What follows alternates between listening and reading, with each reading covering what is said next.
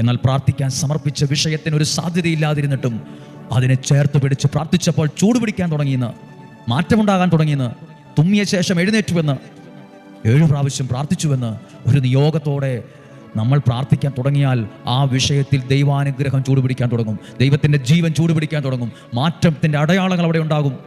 Hallelujah.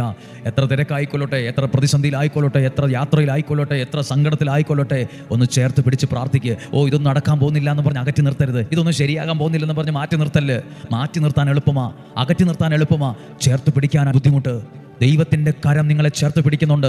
പ്രാർത്ഥനയോടെ daily ബ്ലെസ്സിങ്ങിൻ്റെ ഭാഗമായി വചനം കേൾക്കുന്ന നമ്മൾ തമ്മിൽ ഒരു പരിചയവും ഇല്ലെങ്കിലും, കണ്ടിട്ടില്ലെങ്കിലും, കേട്ടിട്ടില്ലെങ്കിലും, പ്രിയപ്പെട്ടവരെ, നിങ്ങളെ വിശ്വാസത്തിൻ്റെ കണ്ണുകൾ കൊണ്ട്, വിശ്വാസത്തിൻ്റെ കരങ്ങൾ കൊണ്ട്, പ്രാർത്ഥനയുടെ കണ്ണുകൾ കൊണ്ട് നിങ്ങളെ കണ്ടുകൊണ്ട് ചേർത്ത് പിടിക്കുകയാണ്. ചേർത്ത് പിടിച്ച് നിങ്ങൾക്ക് വേണ്ടി പ്രാർത്ഥിക്കുവാണ്. എനിക്ക് ഉറപ്പുണ്ട് ഈ വചനം നിങ്ങളിൽ അത്ഭുതങ്ങൾ ചെയ്യും.